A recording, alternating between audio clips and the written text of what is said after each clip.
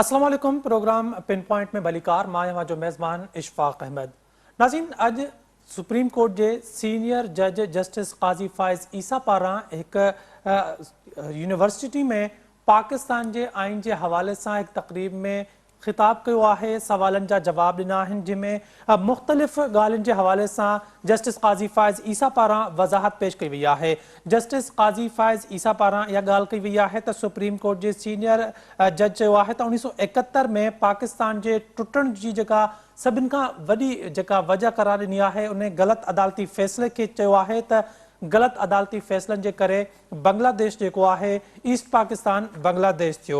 Justice काजी फाइज़ ईसा पारां यह ॻाल्हि पिण कई वही है तो जेकॾहिं तरह तरह जा मुख्तलिफ़ किस्म जा आर्डर ईंदा तो खबर ना है तो उन आर्डर से कंहिंखे बेवकूफ़ बनाने की कोशिश कई पई वञे। जस्टिस काजी फाइज़ ईसा पारां ख़ास तौर ते आइन जे आर्टिकल 184(3) के हवाले से चयो है तो यो इख्तियार कंहिं शख्स जो न पर सुप्रीम कोर्ट जो है। सुप्रीम कोर्ट में 184(3) जे जेका ॿुधणी थी रही है, इन हवाले से जस्टिस काजी फाइज़ ईसा जा जेके बयान आहिनि या जेको अदालत का अलावा जेके मुख्तलिफ़ सेमिनार में शरीक थी रहा आहिनि, उहे जेके ॻाल्हियूं आहिनि तमामु अहम आहिनि। इन सूरत हाल ते पाण ॻाल्हाईंदासीं। मूंसां एडवोकेट यासीन आज़ाद साहब गॾु मौजूद आहिनि, जेके अॻोणा प्रेसिडेंट आहिनि सुप्रीम कोर्ट बार एसोसिएशन जा। यासीन आज़ाद साहब, बहुत शुक्रिया प्रोग्राम में वक्त देने के लिए।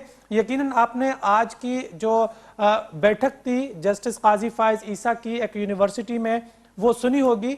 जस्टिस काजी फाइज़ ईसा ने कहा है कि आइन के आर्टिकल 184(3) का इख्तियार सुप्रीम कोर्ट के पास है। क्या काजी फाइज़ ईसा ये कहना चाहते हैं कि सिर्फ चीफ जस्टिस का नहीं बल्कि हर एक सुप्रीम कोर्ट के जज का यह इख्तियार है कि 184(3) का इस्तेमाल कर सकता है? देखें, जैसे फैज ईसा साहब ने इस सिलसिले में लाहौर में जब आसमा जहांगीर के यहाँ सेमिनार हुआ था तो वहाँ भी उन्होंने इस मामले में बड़ी डिटेल से तहकीक की थी और अपना पॉइंट ऑफ व्यू दिया था। उनका अपना जो पॉइंट ऑफ व्यू है वो यही है कि जो सूरत हाल है वो इस तरह से है कि सिर्फ सुप्रीम कोर्ट नहीं है, चीफ जस्टिस नहीं है, बल्कि फुल सुप्रीम कोर्ट है। अब मैं इसकी मिसाल इस तरह से देता हूँ कि जिस तरह मिसाल के तौर पर किसी ज़माने में जब प्राइम मिनिस्टर कोई फैसला करता था और मामला जब कभी भी कोर्ट में गया तो कोर्ट ने यही सवाल पूछा कि क्या ये कैबिनेट का फैसला है या प्राइम मिनिस्टर का फैसला है। तो अगर कहा गया कि ये प्राइम मिनिस्टर का फैसला है तो उस फैसले को नहीं माना गया। उन्होंने कहा हम कैबिनेट के फैसले को मानते हैं, प्राइम मिनिस्टर इंडिविजुअली बजाते खुद कुछ नहीं है। इसी तरह मैं ये कहता हूँ कि आपकी जिम्मेदारी बनती है कि 184(3) में कार्रवाई करने से पहले अगर ऑनरेबल सुप्रीम कोर्ट के तमाम जज आपस में बैठ के मशावरत करके देख लें कि ये 184(3) की कार्रवाई बनती या नहीं बनती और उसके बाद टेकअप करें, तो आज जो सुप्रीम कोर्ट में तकसीम नज़र आती है ये कभी नज़र ना आए। हमारा पड़ोसी मुल्क इंडिया है। मैंने आपके प्रोग्राम से पहले भी कहा था, सिंपली इतना बता देता हूँ कि इंडिया में सुप्रीम कोर्ट का तरीकाकार यह है कि जब कोई सो मोटो एक्शन के लिए पिटीशन आती है तो फुल सुप्रीम कोर्ट पहले बैठता है, आपस में मशावरत करता है। मशावरत करने के बाद वो ये डिसाइड करते हैं कि अगर हम इस पिटीशन को कोर्ट में फिक्स करते हैं और वो फैसला कोई एग्जीक्यूटिव के है तो वो ये कंसेप्ट भी देखते हैं कि क्या एग्जीक्यूटिव के खिलाफ अगर हम ये फैसला दें तो इसको इम्प्लीमेंट कराया जा सकता है या नहीं करा सकता। तो इसके रीजनिंग ये होते हैं। हमारे यहाँ मुसीबत ये है कि कवानीन हम बनाते हैं, ज़ाहिर है कि सुप्रीम कोर्ट रूल्स जो हैं सुप्रीम कोर्ट ने खुद बनाए आइन के आर्टिकल 191 के तहत, और अब उन रूल्स में ये बात तो आ गई कि बेंच कंस्टिट्यूट करने का राइट तो ऑनरेबल चीफ जस्टिस का है, लेकिन 184 की जब इम्पोर्टेंट इश्यूज आते हैं तो वकला बरादरी भी शुरू से कहती है, और शुरू से इवन जब पंजाब का केस आया तो उस वक्त भी हम तमाम साफ्ता से दूर गए और हमने कहा कि फुल कोर्ट बनाएं और बैठ के इस केस का फैसला करें ताकि कल हमारे इदारे की तरफ कोई आदमी उंगली न उठाए। तो बहुत सारे मामलात हैं। ऑनरेबल सुप्रीम कोर्ट में टोटल 17 जज हैं, इस वक्त 2 खाली है, 15 जज हैं।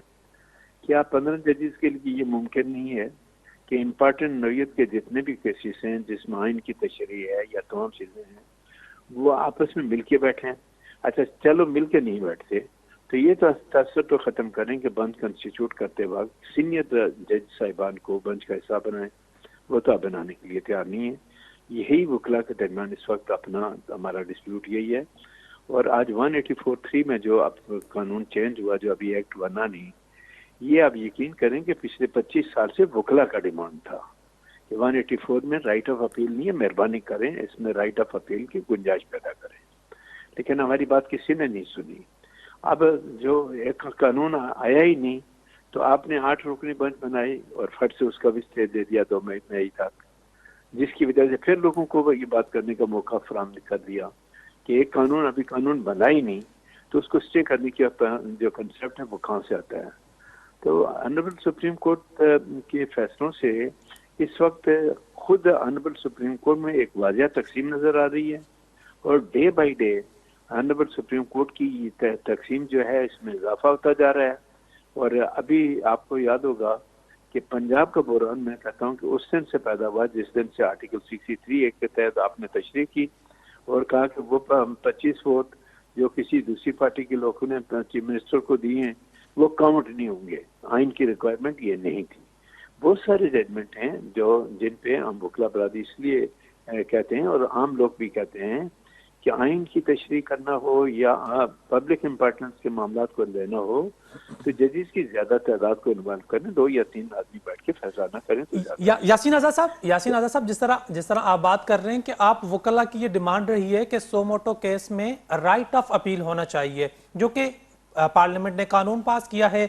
दूसरी बात आपने की कि बेंचेस में सीनियर जजेस को नहीं बिठाया जा रहा और जूनियर जजेस को बिठाया जा रहा है, उनको शामिल किया जा रहा है। जब ये सारी बातें हो रही हैं और वकला इस चीज के अगेंस्ट भी हैं, तो वो कौन लोग हैं जो लाहौर में गोलमेज कॉन्फ्रेंस करके दोबारा वकला तहरीक की धमकी दे रहे हैं? और क्या आप समझते हैं कि वो जो धमकी दे रहे हैं, मैं नाम नहीं लेना चाहता उन वकला का, आप समझते हैं कि वो सही तहरीक चलाना चाहते हैं या वो किसी को गुमराह करने की कोशिश कर रहे हैं? देखें, जहाँ तक वकला तंजीमों का कोई मूवमेंट चलाने का ताल्लुक है, पाकिस्तान बार काउंसिल ही अपेक्स बॉडी है जो इन चीजों का फैसला करती है। Right sir. और पाकिस्तान बार काउंसिल के बाद फिर सुप्रीम कोर्ट बार नंबर 2 पे आती है। क्योंकि पाकिस्तान बार काउंसिल जो सुप्रीम कोर्ट बार जब बना तो उसके बायलाज भी जो है ना पाकिस्तान बार काउंसिल ने बनाए, सुप्रीम कोर्ट बार ने खुद नहीं बनाए। अब आपको ये देखना पड़ेगा कि जो लोग ये कहते हैं कि हम मूवमेंट चलाने चाहते हैं, क्या वो वकला के नुमाइंदे हैं, नुमाइंदा हैसियत की हैसियत से बात कर रहे हैं और मेजॉरिटी इलेक्टेड रिप्रेजेंटेटिव उनके साथ हैं, तब वो बात करें तो मैं कहता हूँ बहुत अच्छा है। मैं भी रिप्रेजेंटेटिव रहा, लेकिन आज तो मैं अपने आप को रिप्रेजेंटेटिव काउंट नहीं करता क्योंकि मेरे पास बार का कोई ओहदा नहीं है। मैं पाकिस्तान बार काउंसिल के हर फैसले काउंट करता हूँ, वहाँ भी मेजॉरिटी जो फैसला करती है वही होती है। मेरे नज़दीक आज भी जिस तरफ आप इशारा कर रहे हैं, जिस तरह मैं नाम ले लेता हूँ, सरदार लतीफ़ खुसा साहब हो गए या एतजाज़ हुसैन हो गए, मेरे लिए काबिल एहतराम है। एतजाज़ हुसैन साहब या वो जो बात करते हैं मूवमेंट चलाएंगे, मूवमेंट चलाने का राइट ना तो एतजाज़ हुसैन का है क्योंकि वह इलेक्टेड रिप्रेजेंटेटिव ना है, ना लतीफ़ खुसा का है। अब देखना ये पड़ेगा कि जो लोअर में लोग बैठे हैं उनके साथ नुमाइंदा तंजीमें कितनी थी। सवाए लोअर हाई कोर्ट के कोई नुमाइंदा तंजीम उनके साथ खड़ी नहीं है, क्योंकि लोअर हाई कोर्ट का जो प्रेसिडेंट अभी बना है वो डायरेक्टली अटैच है पीटीआई के साथ। तो मूवमेंट तो इलेक्टेड रिप्रेजेंटेटिव बॉडी चला सकती है, इंडिविजुअल वकील नहीं चला सकता। मैं आज यहाँ खड़ा होकर कहूँ ये गलत हो गया, मेरा साथ दो, तो 4 वकील जो मेरे दोस्त हैं वो तो साथ दे देंगे, लेकिन कोई तंजीम मेरा साथ नहीं देगी। तो ये कहना कि जी क्या है, देखिए वकला ने जो पाकिस्तान बार काउंसिल ने जो स्टेप लिया है वो ऑनरेबल सुप्रीम कोर्ट के जो स्टे ऑर्डर जो दिया है उस पर कहा कि ये गलत है, एक कानून बना ही नहीं, उसका स्टे देना गलत था। और वकला बरादरी का डिमांड यह है, इवन हामिद खान इस मामले पे उन लोगों के साथ नहीं खड़ा, वो हमारे साथ खड़ा है, क्योंकि वो ये कहते ये वकला के टाइम में के नुमाइंदों का फैसला था। हामिद खान साहब का इतराज सिर्फ यह है कि टाइमिंग सही नहीं। इसके अलावा जो कानून तब्दीली पार्लियामेंट में लाई है वो बिल्कुल अपनी जगह पे है।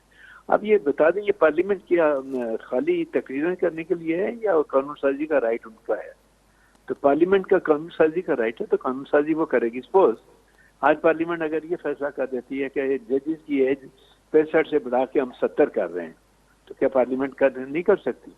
क्या पार्लियामेंट अगर ये कहे कि 65 से कम करके हम 60 साल कर रहे हैं, तो क्या पार्लियामेंट ये कानून साजी नहीं कर सकती? बिल्कुल कर तो सकती बहुत है। सारी चीजें ऐसी हैं, हमें ये देखना पड़ेगा कि पार्लियामेंट ही वाहिद इदारा है जो कानून साजी करता है। ऑनरेबल सुप्रीम कोर्ट अगर कोई कानून साजी में गलती है तो वो उसकी तशरीह कर सकता है, इसके अलावा कुछ नहीं है। आज देखें, आपने तमाम पॉलिटिकल पार्टीज को नोटिस कर दिया, ये पहले क्यों नहीं किया? तो बहुत सारे मामला हैं, हम हर आदमी अपनी मर्जी चलाता है, हम कानून और आइन के मुताबिक चलने के लिए तैयार नहीं, जो हमारे नजदीक गलत है। यासीन आज़ाद साहब, ये फरमाइएगा कि आज जहां पे जस्टिस काजी फायज ईसा बैठे हुए थे, वहां पे अमेरिका के कुछ ऑन सर्विस जो जस्टिस थे उनकी डिबेट दिखाई गई, पब्लिक डिबेट दिखाई गई।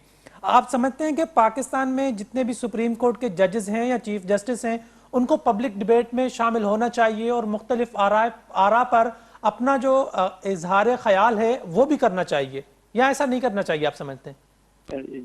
दूसरे ममालिक में इवन जज की जो अपॉइंटमेंट होती है ना, वो कमेटी बनती है, इंटरव्यू होते हैं पूरे के पूरे, पब्लिक उसका नाम मीडिया में भी दिया जाता है कि मीडिया देखे कि जिस कैंडिडेट का नाम नॉमिनेट किया गवर्नमेंट ने, वो इससे म्यार पे पूरा उतरता भी है या नहीं है। आप ये बता दें कि अभी 50वीं सालगिरह थी जो हमारा दस्तूर आइन है, तो उसमें ऑनरेबल सुप्रीम कोर्ट के जज साहिबान को अगर दावत दी गई तो उसमें जाने में कोई कबात है?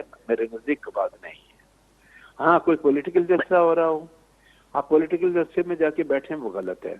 आज जैसे फैज ईसा साहब की तकरीबन मेरे ख्याल में 2.5-3 घंटे, इतना लंबा टाइम नहीं था किसी का, लेकिन 2.5-3 घंटे उन्होंने एक एक पॉइंट को बताया। आप बता दें कि उनकी पूरी इस लेक्चर के दौरान क्या सियासत पे उन्होंने कोई बात की या कानून और आइन की बात की है? मैंने जहां तक सुना उन्होंने कानून और आइन से हटकर कोई बात नहीं की। बिल्कुल। तो पब्लिक डिबेट में जाने का मतलब यह है कि अदलिया को भी पब्लिक की सपोर्ट जरूरी है।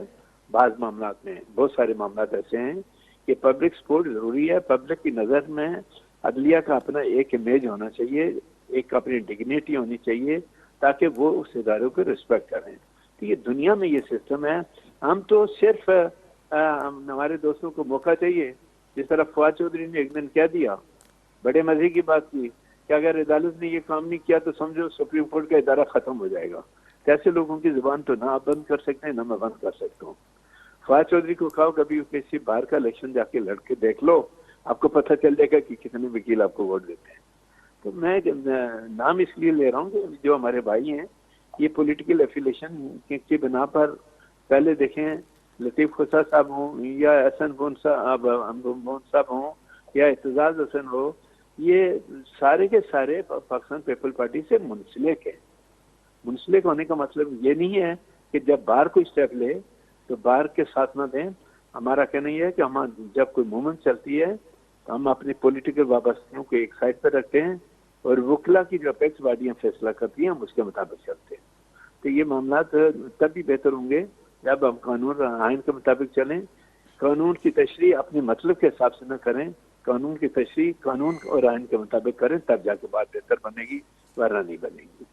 अच्छा यासीन आज़ाद साहब, ये फरमाइएगा कि अब इसका एक पहलू और भी है कि जब जजेस जो हैं पब्लिक फोरम पे आएंगे और बात करेंगे तो जाहिर उन पर तनकीद भी होगी किसी हवाले से। जिस तरह जस्टिस काजी फायज ईसा पार्लियामेंट में पेश हुए, जिस तरह आपने हवाला दिया उस बात का, तो उस पर कुछ लोगों ने अप्रिशिएट किया, कुछ लोगों ने उन पर तनकीद की। तनकीद के बाद फिर तौहीन अदालत का मसला आ जाता है। आप तौहीन अदालत के केस को किस तरह देखते हैं? देखिए, मेरे नजदीक इसमें कोई तौहीन अदालत नहीं होती। तौहीन अदालत को तो हमने मजाक बना लिया, जिस पर अभी कहते हैं वजीर आजम जाएगा। कल इफ्तिजार सब भी कह रहे थे वजीर आजम जाएगा। भाई वजीर आजम क्यों जाएगा, ये तो बता दो। वजीर आजम ने खुद तक कोई फैसला नहीं किया, उसने जो भी फैसला किया पार्लियामेंट से कराया। पार्लियामेंट कल वजीर आजम के खिलाफ अगर नो कॉन्फिडेंस पर किया तो मैं और आप क्या कर लेंगे? क्या इमरान खान के खिलाफ नो कॉन्फिडेंस नहीं हुआ? तो सवाल ये पता था कि इस्ताज़ा का हमारे यहाँ क्रिटिसाइज करने का हमें मौका चाहिए। मैंने तो जस्टिस फैज ईसा साहब के जो पार्लियामेंट के इजलास में वो थे, उन्होंने तो उनको इस बात की अंडरटेकिंग दी गई थी कि कोई पॉलिटिकल बात नहीं होगी। वहाँ पॉलिटिकल बात हुई उनका ये भी तय था कि उन्होंने एड्रेस नहीं करना, लेकिन जब पॉलिटिकल बातें हुई तो उन्होंने उसका जवाब दिया और जवाब में ये कहा कि हम कानून और आइन के मुताबिक चलते हैं, कल मैं भी जब फैसला करूंगा आपके खिलाफ तो आप मुझे भी बुरा वाला कहेंगे। उन्होंने खुल के अपना पॉइंट ऑफ व्यू दिया, लेकिन वहां भी कानून और आइन से ऐड कर जैसे फैज ईसा ने पार्लियामेंट के अंदर कुछ ऐसी बात नहीं की। कोई बता दे, एक जुमला उनका बता दे मुझे। तो ये खामखा क्रेडिट। और फिर फंक्शन ऐसा था कि हमारे आइन को बने हुए 50 साल हो गए, उसकी अगर आप फंक्शन कर रहे थे और उनमें जाके कुछ बात की तो बजाय अप्रिशिएट करने के हम उसको बराबर करना शुरू कर दें, तो मैं समझता हूँ ये गलत है। अच्छा यासीन आज़ाद साहब, आखिर में ये फरमाइएगा कि जिस तरह जस्टिस काजी फायज ईसा के ही उस आज की जो तकरीब के हवाले से मैं बात करूंगा, उन्होंने कहा है कि तरह तरह के ऑर्डर जारी होते हैं, पता नहीं किसे बेवकूफ बना रहे हैं। ये काजी फायज ईसा ने किसकी तरफ इशारा किया है? देखें, ये तो जाहिर है कि जो फैसले करते हैं वो अदालतें ही कर रही हैं, ठीक है सर। और अदालतों के फैसले में जिस तरह इस वक्त ऑनरेबल सुप्रीम कोर्ट के जज साहिबान के दरमियान जबरदस्त तकसीम वाज़ेह तौर पे सामने आई है कि 4 जज कहते हैं कि 184 की कार्रवाई जो थी वो मेंटेनेबल नहीं थी, 3 ने उठा के ऑर्डर कर दिया। आज भी चीफ साहब बार बार यही कहते हैं कि 4 और 3 की रट अटॉर्नी जनरल के पीछे पड़े हुए। ये तो हम नहीं रट लगा रहे, अटॉर्नी जनरल नहीं लगा रहा, ये तो सुप्रीम कोर्ट के जजेस लगा रहे हैं कि 4 ने कहा कि 184 की कार्रवाई मेंटेनेबल नहीं है। ये आवाज मैं और आप अगर उठाते तो लोग कहते कि ठीक है, इनकी कौन सुनता है। लेकिन जब सुप्रीम कोर्ट के जजों की ये आवाज बने कि 184(3) की कार्रवाई नहीं बनती थी, तो फिर आपको सोचना पड़ेगा। यही वजह है कि इस बहस को खत्म करने के लिए हमने डिमांड किया था फुल कोर्ट बनाएं और पहले ये तय कर लें कि 4-3 का फैसला है या 3-2 का फैसला है। उसके लिए ऑनरेबल चीफ जस्टिस साहब जो है ना फुल कोर्ट का इजलास करने के लिए तैयार नहीं। हमने कहा अगर कोर्ट में फिक्स नहीं करते तो जज साहिबान आपस में बैठ के चैम्बर में डिसाइड कर लें मामला को, लेकिन वो मामला ऐसा नहीं हो रहा सर। यासीन साहब, बिल्कुल आखिर में ये फरमाइएगा, सिर्फ कमेंट कर दीजिएगा कि हाल ही में कल परसों एक मुलाकात हुई है चीफ जस्टिस के साथ कुछ अस्करी क़यादत की, उस पर आपके क्या रिएक्शन हैं? आप क्या कमेंट करना चाहेंगे उस पर? ये अच्छा शगुन है? मेरा कोई रिएक्शन नहीं है। इस वक्त पार्लियामेंट और अदलिया के अदारा एक दूसरे के आमने सामने खड़े थे और मेरा शुरू से कहना यह है कि एस्टेब्लिशमेंट आपको कोई नफरी देने के लिए तैयार नहीं है, पार्लियामेंट आपको पैसा देने के लिए तैयार नहीं है। इलेक्शन कमीशन ऑफ पाकिस्तान जो एक इंडिपेंडेंट इदारा है उसको इंडिपेंडेंट रहने नहीं दिया। ऑनरेबल सुप्रीम कोर्ट ने उनकी शेड्यूल को पूरा तब्दील कर दिया, वो नहीं तब्दील होना चाहिए था मेरे नजदीक। तो ये मामला ऐसे हैं बहुत सारे जो डिस्प्यूटेड हैं सर अपनी तरफ। यासीन आज़ाद साहब, बहुत शुक्रिया प्रोग्राम में वक्त देने के लिए। नाज़रीन, एडवोकेट यासीन आज़ाद जेके सुप्रीम कोर्ट बार एसोसिएशन जा ॻोड़ा सदर रही चुका आहिनि। पाकिस्तान में हिन वक्त सभिनि खां वधीक जेका डिस्कस पई थिए उहा सुप्रीम कोर्ट ऐं पाकिस्तान जी अदलिया आहे।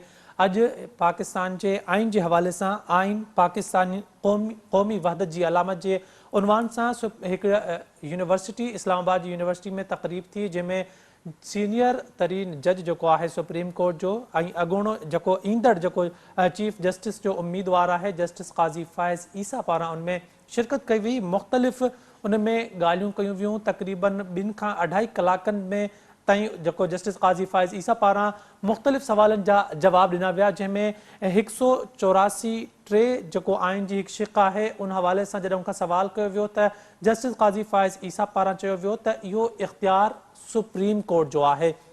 काजी फायज़ ईसा पारां चीफ जस्टिस जो नालो न वरितो वियो है, सुप्रीम कोर्ट जो उनजो चवण इहो है त इन जो इख्तियार चीफ जस्टिस वटि न है बल्कि सुप्रीम कोर्ट वटि है। जीअं यासीन आज़ाद इंडिया जी मिसाल ॾिनी त इंडिया में जॾहिं सुप्रीम कोर्ट सो मोटो वठंदी है त पूरो जो सुप्रीम कोर्ट है उनमें जेतिरा भी जज आहिनि उहे सभु गॾिजी वेहंदा आहिनि, उन ते फ़ैसिलो कंदा आहिनि त छा इन ते सो मोटो थिए थो या नथो थिए, सो मोटो वठणु घुरिजे या न वठणु घुरिजे। जेकॾहिं सो मोटो एक्शन इन ते वरितो वेंदो त उन खां पोइ छा इंतज़ामिया जेको आहे उन ते इम्प्लीमेंट इन फ़ैसिले खे कराए सघंदी या न। एक ॿिए सवाल के जवाब में जस्टिस काजी फायज़ ईसा पारां हवालो ॾिनो वियो त 1971 दिसंबर 1971 में जो ईस्ट पाकिस्तान बांग्लादेश थियो उनके पुठियां भी मेन जो कारण हुयो वो अदालत जा गलत फैसला हुआ। चीफ जस्टिस पाकिस्तान पारां जेका कुछ मुलाक़ात कई वई कल अस्करी क़यादत सां, उन हवाले सां भी यासीन आज़ाद जो चवणु हो त हू हमेशह इन ॻाल्हि जा क़ाइल रहिया आहिनि त इस्टेब्लिशमेंट सियासत खां हमेशह दूर रहे। प्रोग्राम जो सिलसिलो पाण जारी रखंदासीं। हिते वक़्तु थियो आहे ब्रेक जो, असां गॾु रहिजो।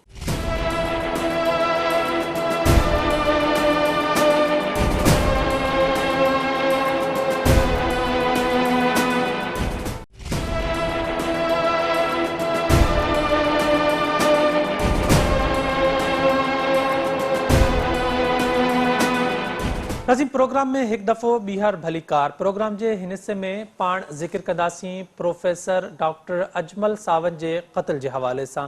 प्रोफेसर डॉक्टर अजमल सावंत जे क़त्ल खे अॼु 16 ॾींहं गुज़री चुका आहिनि ऐं मुख़्तलिफ़ तंज़ीमुनि मुख़्तलिफ़ शहरनि में न रुॻो सिंध बल्कि पाकिस्तान ऐं दुनिया जी कुंड कुर्च में जिथे भी बाशऊर रहंदड़ माण्हू आहिनि उन पारां डॉक्टर अजमल सावंत जे क़त्ल जी मज़म्मत कई वई आहे ऐं इहो मुतालबो कयो वियो आहे त डॉक्टर अजमल सावंत जे क़त्ल में जेके भी किरदार मुलविस आहिनि उन्हनि खे फिलफोर गिरफ़्तार कयो वञे।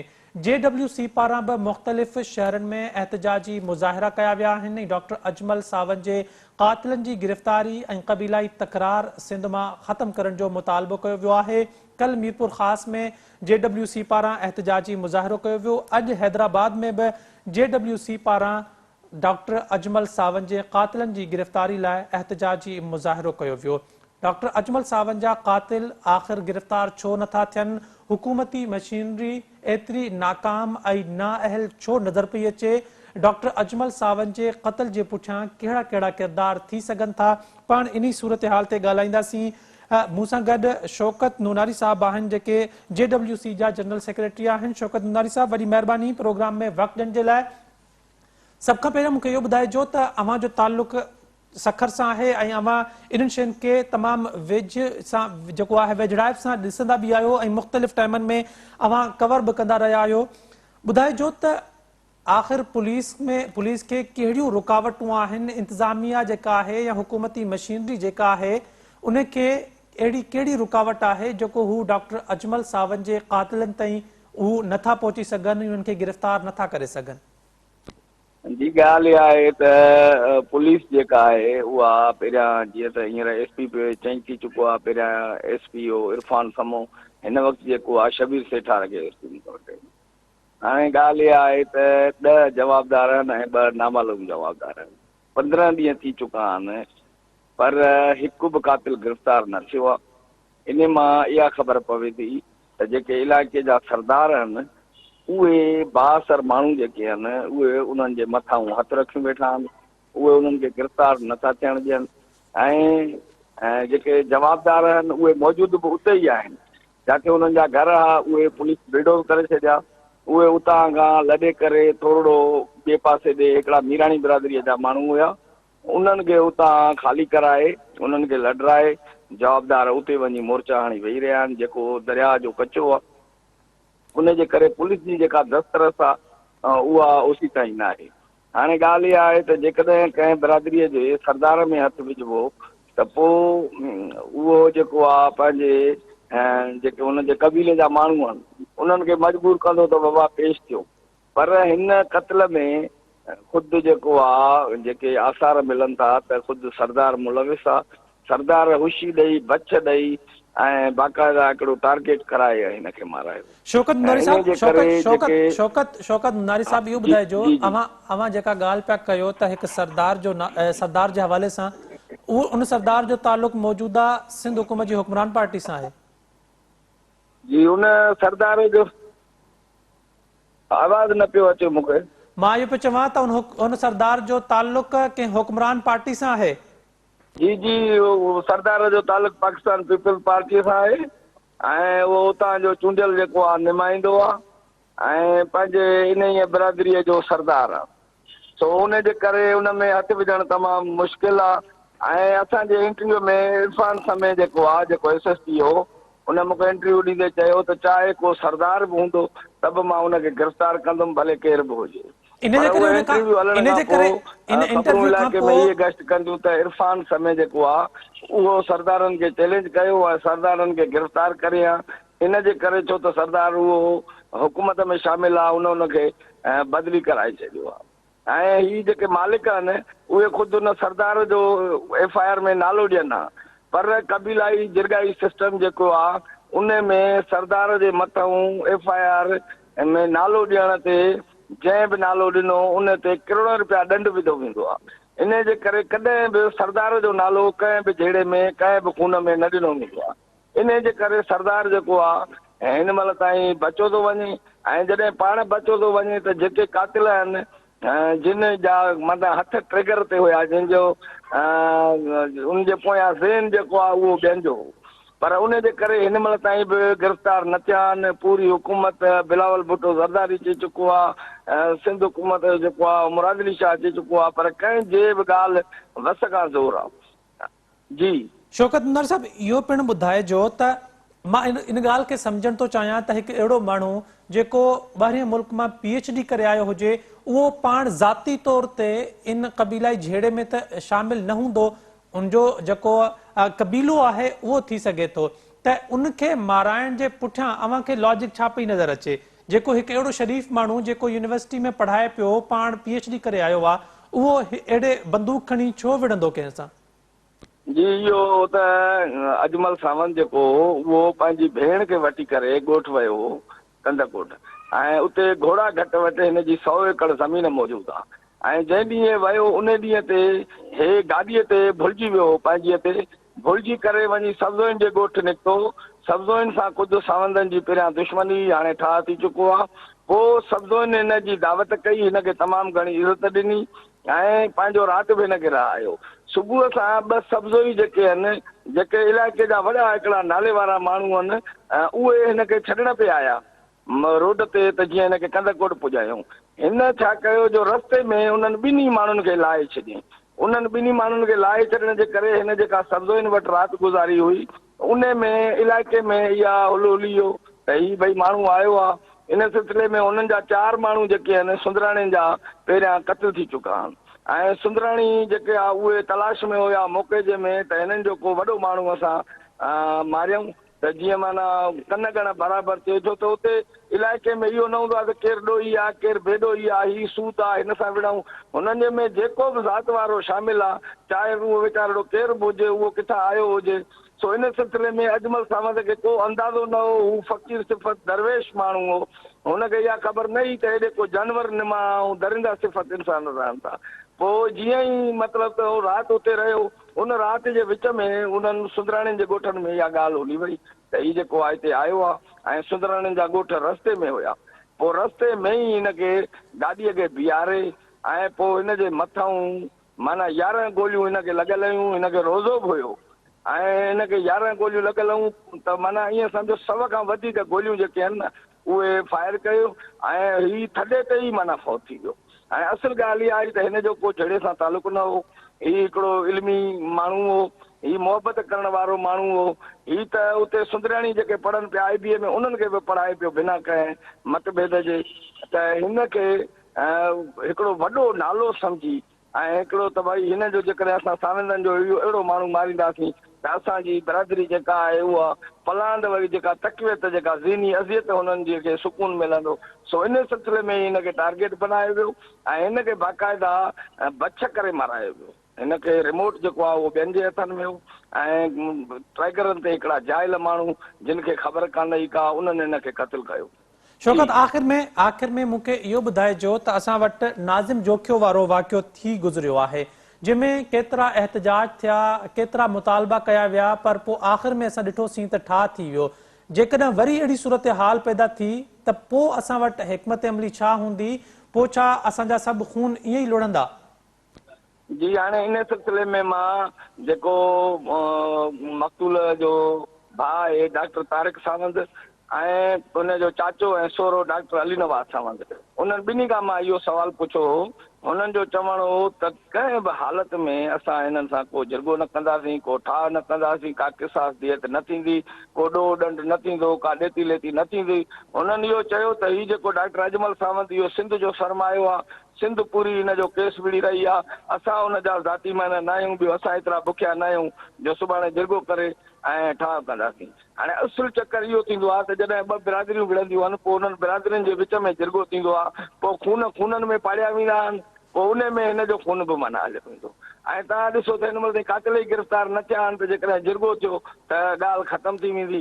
पर जेके वारस आहिनि उन्हनि जो जेको जज़्बो आहे या उन्हनि जो जेको ग़म ऐं गुस्सो आहे उन मां मूंखे लॻे नथो त हीअ कॾहिं बि जिरगो कंदा। जी शौकत, आख़िर में मूंखे इहो ॿुधाइजो त ठाह कराइण वारा या जरगो कराइण वारा सरदार कहिड़ी क़ीमत वसूल कंदा आहिनि? जी इहा ॻाल्हि मूंखे सम्झ में न आयो, थोरो वरी ॻाल्हाइजो। जेके सरदार या वॾेरा भोतार ॿिनि धुरियुनि में जहिड़ो जेको हूंदो आहे उन में छा कराईंदा आहिनि त उन्हनि जी क़ीमत कहिड़ी वसूल कंदा आहिनि? छा हू इलेक्शन में सपोर्ट वठंदा आहिनि, पैसा वठंदा आहिनि या कुझु ॿियो उन्हनि खां हासिल कंदा आहिनि? क़ीमत कहिड़ी वसूल कंदा आहिनि? ईअं थींदो आहे त हे जहिड़ा हलंदा आहिनि त सरदारनि खे रत मिलंदो आहे ऐं उन्हनि खे हिकिड़ो सम्झो खून चकी वेठा आहिनि। सो इन जे करे पोइ हे जेको जिरगा थींदा आहिनि, जिरगनि में खूननि में पाड़िया वेंदा आहिनि, सम्झो ज़ख़्मियुनि में पाड़िया वेंदा आहिनि, पैसनि में पाड़िया वेंदा आहिनि। जेको माल बचंदो आहे उहो सॼो सरदार खणंदो आहे, जंहिंजा माण्हू मरंदा आहिनि उन्हनि खे कुझु न मिलंदो आहे। तो इन जे करे उहे जेके जिरगा थींदा आहिनि या ठाह थींदा आहिनि उन खां पोइ बि बका न हूंदी आहे, उन खां पोइ बि जहिड़ा थींदा आहिनि, उन खां पोइ बि खून थींदा रहंदा आहिनि। सो सरदारनि जी जेको कमाईअ जो ज़रियो इंडस्ट्री या सनत आहे उहो इहा ई आहे जिरगा, ऐं उन खां पोइ जेके पैसा उन्हनि ॾोह ॾंडनि में मिलनि था उन मां उन्हनि जा घर हलनि था, उन मां उन्हनि जो किचन हले थी ऐं उन में ई हे सरदार जी रहनि, न त हे बुख मरंदा। शौकत दुनारी, वॾी महिरबानी प्रोग्राम में वक़्तु ॾियण जे लाइ। नाज़रीन, जनरल सेक्रेटरी JWC शौकत दुनारी साहब सां गॾु टेलीफोन लाइन ते मौजूदु हुयो। डॉक्टर अजमल सावंत जे क़त्ल जे हवाले सां अॼु बि हैदराबाद में एहतजाजी मुज़ाहिरो थियो। इन ॻाल्हि खे जेको आहे शौकत दुनारी ॿुधायो त डॉक्टर अजमल सावंत जे भाउ इन ॻाल्हि जी पक ॾियारी आहे त हू कंहिं बि क़िस्म जो ठाह करण लाइ या जरगो करण जे लाइ कॾहिं बि तयारु न थींदा। डॉक्टर अजमल सावंत सिंध जो जेको आहे हिकु शऊर जी अलामत बणिजी चुको आहे, जंहिंखे कबीलाई तकरार जो जेको आहे निशानो बणायो वियो आहे। असल मक़सदु कुझु ॿियो आहे। सरदार, जागीरदार, भोतार को जेको निज़ाम आहे उहो कॾहिं बि न चाहींदो त सिंध जो नौजवान पढ़ियल लिखियल बाशऊर अॻिते वधे ऐं माण्हुनि में शऊर पैदा करे। जेकॾहिं माण्हुनि में शऊर पैदा थींदो त उन्हनि जो जेको कारोबार आहे, जेका इंडस्ट्री आहे कबीलाई झेड़े जी, उहा बंदि थी वेंदी त पोइ अहिड़ा सरदार ऐं भोतार इन्हनि खे केर बि लेखण वारो न हूंदो। अॼु जे प्रोग्राम में एतिरो ई। पंहिंजे मेज़बान इशफाक अहमद खे ॾींदा इजाज़त। अल्लाह हाफ़िज़।